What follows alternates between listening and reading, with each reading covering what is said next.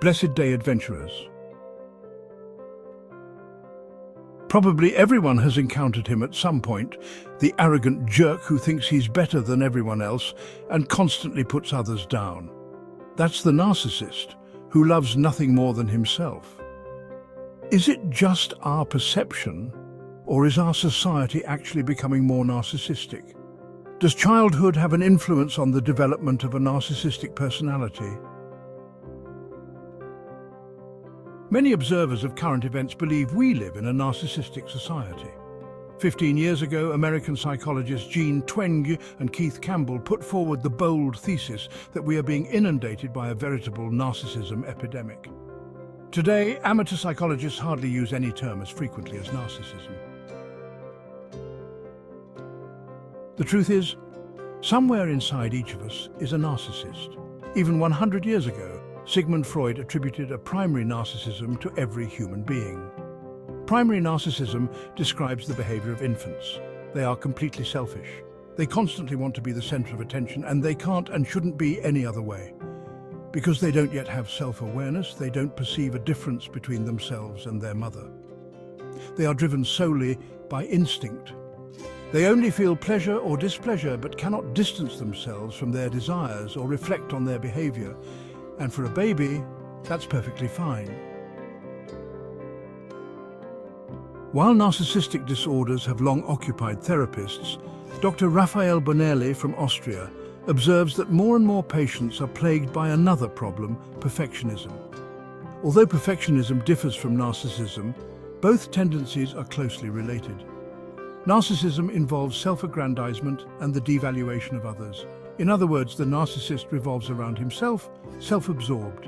Perfectionism, on the other hand, describes an anxious circling around oneself. The perfectionist is tormented by the question of whether they are good enough, what others might think of them, and how they can gain more appreciation. Perfectionists are constantly worried about how others perceive them. They yearn for recognition. They no longer live self-determined lives, but are controlled by the fear of themselves. Unfortunately, perfectionism is contagious. Typically, a perfectionist asks themselves, who is better, you or me? Your child or my child? Your performance or my performance? The anxious comparison with others leads perfectionists to build a facade. In the end, the compulsion to constantly put on a show leads to enormous psychological pressure. Although some psychologists believe that our society is becoming increasingly narcissistic, this cannot be definitively proven. What can be observed is that attitudes today are more individualistic than in the past, when societies were more community-oriented. Electronic media has further accelerated the trend towards individualism. While digitalization and smartphones cannot be blamed for mental health problems, they can amplify problematic thought patterns and behaviors.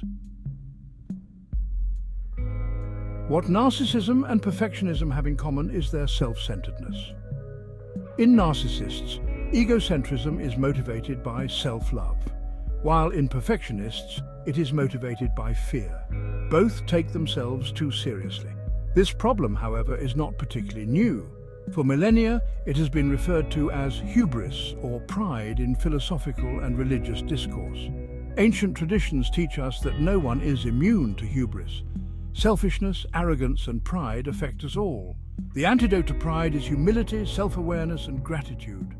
With this shift in perspective, we can correct our view of the world and consequently our behavior towards others. I hope you have got a helpful insight into this topic, and if you wish more about it, write in the comments more.